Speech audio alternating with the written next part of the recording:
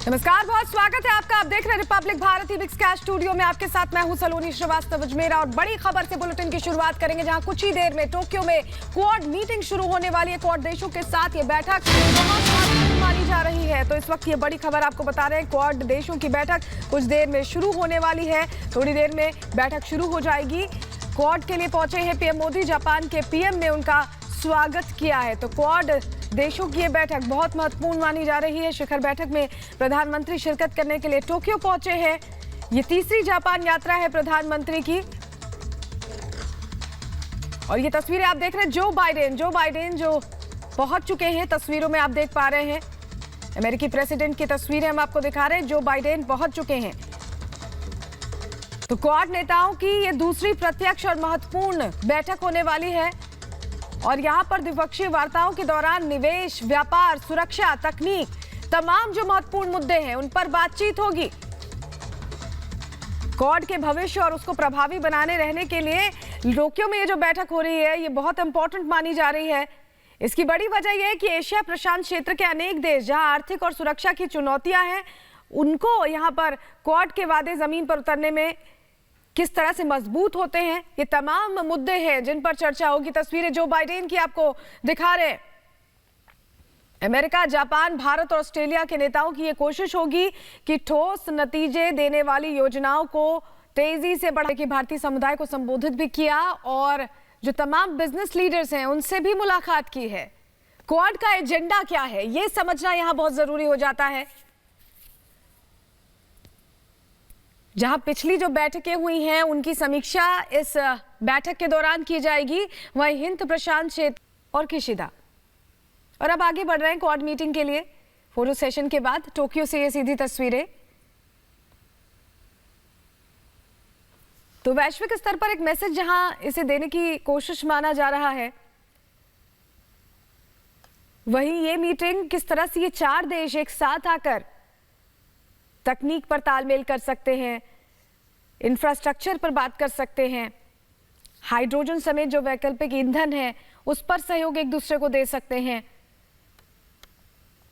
सुरक्षा की जो बात है, सुरक्षा की साझा समाधान निकालना चाहिए। वहीं मोदी बाइडेन की जो मुलाकात है वो बहुत इंपॉर्टेंट मानी जा रही है। तस्वीरों में आप देख पा रहे हैं किस तरह से ग्रीट किया जा रहा है। तमाम जो ये प्रतिनिधि आए हैं, चाहे हम बात करें बाइडेन की, किशिदा की या अल्बनीज की, प्रधानमंत्री नरेंद्र मोदी की, इन्हें ग्रीट करके अब बैठक शुरू होने वाली है। नरेंद्र मोदी और जो बाइडेन की आमने सामने की दूसरी मुलाकात है। पहले भी क्वाड की ही बैठक में मिले थे और 2021 में वॉशिंगटन में, और एक बार फिर अब मिल रहे हैं। सत्ता परिवर्तन को 1.5 साल हो गया, लेकिन दोनों नेताओं के बीच फोन कॉल, वर्चुअल मीटिंग्स कई बार हुई हैं। लेकिन ये आमने सामने दूसरी मुलाकात है रूस यूक्रेन युद्ध के बीच, जिसमें अमेरिका लगातार खुल के यूक्रेन के साथ खड़ा है और भारत बातचीत की बात कर रहा है। हिंद प्रशांत के लिए रणनीति बनाने पर खासतौर पर इस क्वाड बैठक में जोर होगा। साझा सुरक्षा को लेकर बातचीत होगी, तकनीक पर तालमेल को लेकर बातचीत होगी, टेक्नोलॉजी से लेकर सेमीकंडक्टर सप्लाई चेन की मजबूती, साइबर सुरक्षा तंत्र की हिफाजत, ये तमाम विषय जिस पर बातचीत आज होने वाली है। इंफ्रास्ट्रक्चर को लेकर भी देखिए बातचीत होगी। इंफ्रास्ट्रक्चर को और कैसे मजबूत किया जा सकता है,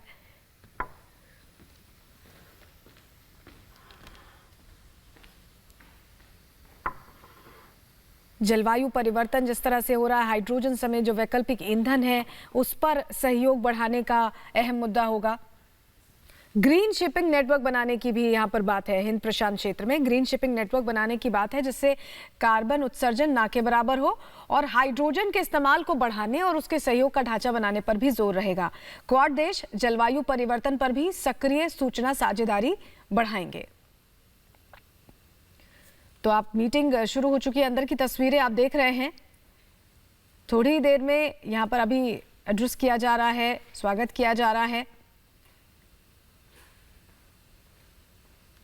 तस्वीरों में हम लगातार आपको दिखा रहे हैं प्रधानमंत्री के पहुंचने के बाद किस तरह से उनका स्वागत किया गया। अभी किशिदा एड्रेस कर रहे हैं, फूमियो किशिदा। और ये एड्रेसल स्वागत के लिए है। ये जो तमाम देश आए हैं, चाहे ऑस्ट्रेलिया के पीएम की हम बात करें, Anthony Albanese, Joe Biden American president, प्रधानमंत्री प्राइम मिनिस्टर इंडिया के नरेंद्र मोदी एड्रेसल कर रहे हैं किशिदा, फुमियो किशिदा, और ये एड्रेसल स्वागत से जुड़ा हुआ है, जिसके बाद बैठक शुरू हो जाएगी। फर्स्ट एंड एक्सक्लूसिव विजुअल्स आपको लगातार हम रिपब्लिक नेटवर्क पर दिखा रहे हैं। 4 महाशक्तियों की ये मुलाकात वैश्विक स्तर पर एक बड़ा मैसेज देने के लिए बहुत इंपॉर्टेंट हो जाती है। तो तस्वीरें लगातार आप देख रहे हैं, किशिदा अभी एड्रेसल कर रहे हैं।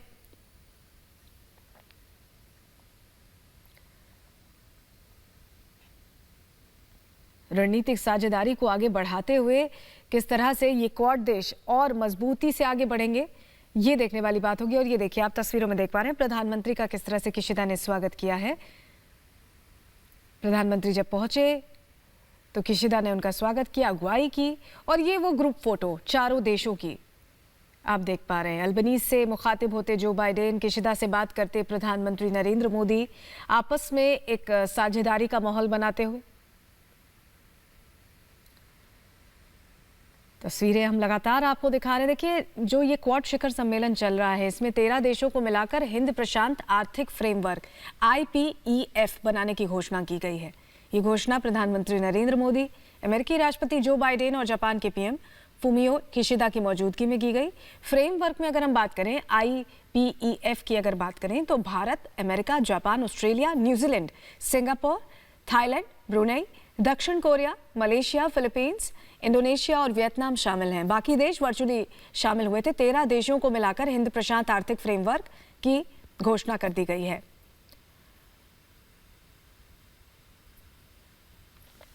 क्वाड के सदस्य देश के प्रमुखों की ये तीसरी बैठक है, ये तीसरी मीटिंग है। किस तरह से रणनीतिक सहयोग आगे बढ़ाना है क्वाड के गठन के बाद, इन तमाम चीज़ों पर जोर है। आर्थिक सहयोग संगठन बनाने की शुरुआत के बारे में भी बताया गया है। इसके अलावा ये फ्रेमवर्क कोरोना महामारी और यूक्रेन पर रूस के हमले से उत्पन्न मौजूदा कई समस्याएं, जैसे सप्लाई चेन में अभी बाधा आई हुई है, महंगाई में वृद्धि हो रही है, डिजिटल धोखाधड़ी में बढ़ोतरी हो रही है, स्वच्छ ऊर्जा, ये तमाम चीज़ें हैं जिसको लेकर चर्चा हो रही है। और हमारे वरिष्ठ सहयोगी senior executive editor Abhishek Kapoor सीधे टोक्यो से हमारे साथ जुड़ गए हैं। अभिषेक, अभी एड्रेसल चल रहा है, बैठक शुरू हो रही है, बहुत से ऐसे मुद्दे जिन पर चर्चा और साथ ही बीजिंग को एक स्ट्रांग मैसेज देने की कोशिश। बिल्कुल, ये बहुत महत्वपूर्ण हिस्सा है इस पूरी कवायद का कि चाइना को, बीजिंग को एक ऐसा संदेश दिया जाए कि आप जो दुस्साहस थोड़ा थोड़ा बीच में करते हैं उससे बाज आए, वरना ये सारी सत्ताएं मिलके एक साथ आपको थोड़ा सबक सिखाएंगी। हमने देखा किस तरह से पिछले 4 महीने में 2 बार ऐसा हुआ है कि चीन ने अपना जहाजी बेड़ा, जो विमान बेड़ा है, उसको भेजा है ताइवान के एयर स्पेस में। और कुछ ऐसी आवाजें आ रही हैं चीन से कि जैसे रशिया ने यूक्रेन को लेने की कोशिश की है, ऐसे ही ताकत का दुरुपयोग करके चीन जो है ताइवान को कुछ सालों में ले सकता है। और हमने देखा किस तरह से कल राष्ट्रपति बाइडेन ने यहाँ टोक्यो में, जहां से मैं आपसे संवाद कर रहा हूं, वहां खुल के पहली बार बोला है कि अगर चीन ने ऐसी हिमाकत करी तो अमेरिका अपनी ताकत का और अपनी मिलिट्री का यूज करेगा चीन के खिलाफ। तो मैं समझता हूं कि एक वार्निंग साइन है कि शायद रशिया यूक्रेन के समय में विश्व युद्ध न हुआ हो, क्योंकि पश्चिम ने सिर्फ यूक्रेन को फाइनेंशियल एड दिया है और मिलिट्री सपोर्ट असला देकर किया है। पर अगर चीन और ताइवान का किस्सा हुआ वैसा ही, तो शायद युद्ध बहुत बड़ा हो सकता है। इसका पूरा इशारा राष्ट्रपति जो बाइडेन ने कल किया है। और इसमें आप समझें कि क्वाड बहुत महत्वपूर्ण हो जाता है, क्योंकि क्वाड जो है वो हिंद प्रशांत क्षेत्र का एक संगठन बन के उभरा है। और चीन जो भी अपनी हिमाकत करता है, सत्ता का दुरुपयोग करता है, बल का दुरुपयोग करता है, वो इसी हिंद प्रशांत क्षेत्र में करता है। हिंद प्रशांत क्षेत्र जो है वो अमेरिका की पश्चिमी कोस्ट जो है, सीमा दरिया, उससे लेकर भारत तक आता है। हमने देखा किस तरह से लद्दाख में चीन ने हमारे साथ दुर्व्यवहार किया। और सारे कानूनों को ताक पर रखकर जो हरकत करी उसका हमने माकूल जवाब दिया। उसके अलावा हमने देखा किस तरह से ताइवान का मैंने अभी आपको किस्सा बताया। ओकिनावा आइलैंड है साउथ में जापान के, और वहां पे कुछ जापान और चाइना के बीच में तकरार है कि सीमा कहाँ होती है। वहां भी चाइना अपना जहाजी बेड़ा एक हफ्ते पहले ही भेजा है। उसके अलावा जो चीन के दक्षिण में साउथ चाइना सीज में जो उन राष्ट्र हैं, फिलीपाइंस हो, वियतनाम हो, इंडोनेशिया हो और मलेशिया हो, छोटा छोटा जो देश है जैसे ब्रूनी है, ब्रुनाई के साथ भी उनको समस्या है। उनके जहाजी बेड़ों से उनके कुछ कुछ बीच में लड़ाई होती रहती है। वो कुछ आइलैंड्स पे कब्जा करते रहते हैं, द्वीपों पर कब्जा करते रहते हैं, अपने खुद के कुछ द्वीप बना लेते हैं।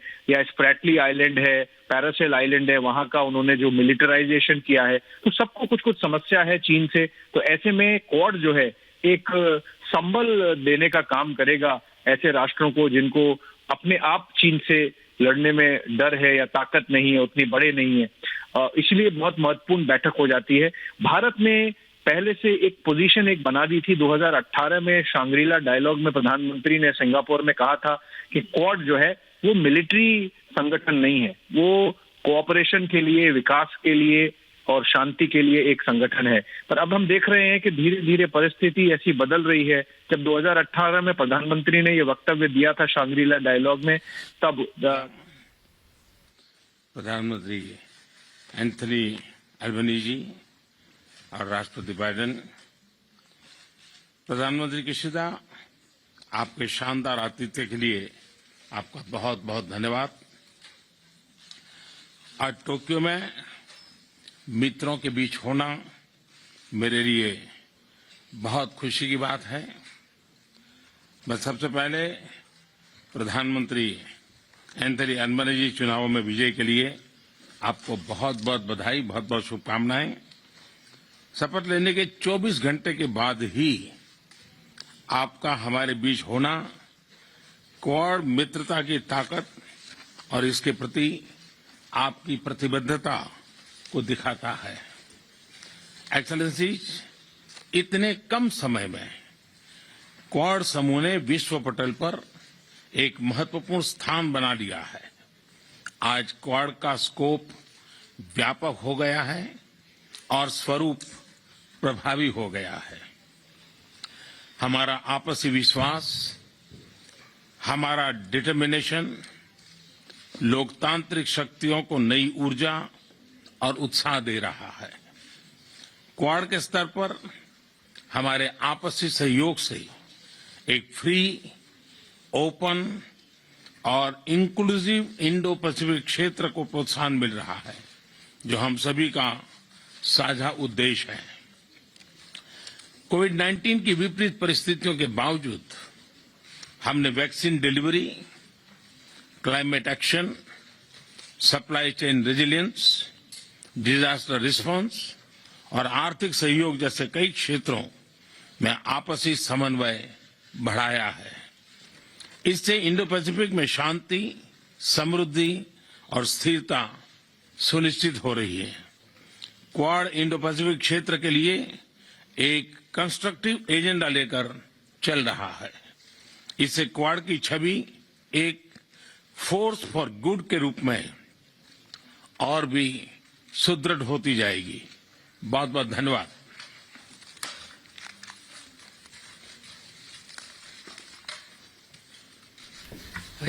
और लगातार हमारे सीनियर एग्जीक्यूटिव एडिटर हमारे साथ जुड़े हुए हैं अभिषेक कपूर। अभिषेक, अभी हमने सुना प्रधानमंत्री ने कहा कि कई क्षेत्रों में आपसी समन्वय बढ़ाएंगे और रचनात्मक सोच लेके चल रहे हैं, खास तौर पर यहाँ पर जिक्र प्रधानमंत्री ने कहा। देखिए, बिल्कुल रचनात्मक तो सोच बहुत है, जिसका उदाहरण मैं आपको दूं कि अभी जैसे ही ये समिट खत्म होगी, ये शिखर सम्मेलन खत्म होगा इन राष्ट्र नेताओं के साथ, राष्ट्र अध्यक्षों के साथ, तुरंत ये लोग जाएंगे और एक प्रोग्राम का इनॉग्रेशन करेंगे, उसका शुरुआत करेंगे। वो प्रोग्राम है क्वाड फेलोशिप्स, यानी कि जो विज्ञान और तकनीक से रिलेटेड पढ़ाई है, उसमें जो पोस्ट ग्रेजुएट लेवल के स्नातकोत्तर लेवल के जो मेधावी छात्र हैं उनको अमेरिका में, भारत से, जापान से, ऑस्ट्रेलिया से लाकर अमेरिका में जो उनकी बहुत अच्छी यूनिवर्सिटीज हैं वहां पे साइंस, टेक्नोलॉजी, इंजीनियरिंग, मैथमेटिक्स, यानी कि आप समझें कि विज्ञान, तकनीक, अभियांत्रिकी और गणित, इन सब्जेक्ट्स में उस तरह से पढ़ाया जाएगा कि वहां पे जो भी रिसर्च हो, जो भी आप काम करें, उसका क्वाड देशों में फिर से काम आए। वो छात्र जब वापस आए तो अपने अपने देश को इस तरह से मजबूत करें इन क्षेत्रों में और आपस में कोऑर्डिनेट करें, जिससे कि एक ऐसी सत्ता उभर के आए इन क्षेत्रों में कि कोई दूसरा देश उसका दुरुपयोग करने की कोशिश न करे। उसका कॉन्टेक्स्ट ये है, दर्शकों को समझना होगा कि हमने देखा किस तरह से चाइना ने अपना देश पूरी दुनिया का सहयोग लेके 5G में और कंप्यूटर टेक्नोलॉजी में बहुत एक महारत हासिल करी, पर उसका दुरुपयोग इस तरह से कर रहा है कि वो ग्लोबल नेटवर्क्स को कॉम्प्रोमाइज करता है, हैकिंग होती है।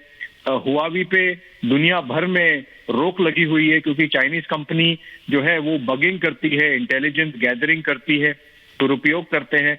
उसके अलावा हमने देखा किस तरह से कोविड पैंडेमिक के समय में चाइना का बड़ा ही रवैया जो है नॉन कोऑपरेटिव रहा, ऑब्स्ट्रक्शनिस्ट रहा, रोकने वाला रहा और तथ्यों को तोड़ने वाला रहा। तो ऐसे में ये जो एक विचार उभर के आ रहा है दुनिया में कि हमने पिछले 20, 25, 30 साल में जो चाइना पे भरोसा किया वो अब टूटता दिख रहा है, और ऐसे में चाइना का एक ऑल्टरनेटिव खड़ा होना चाहिए हर चीज में।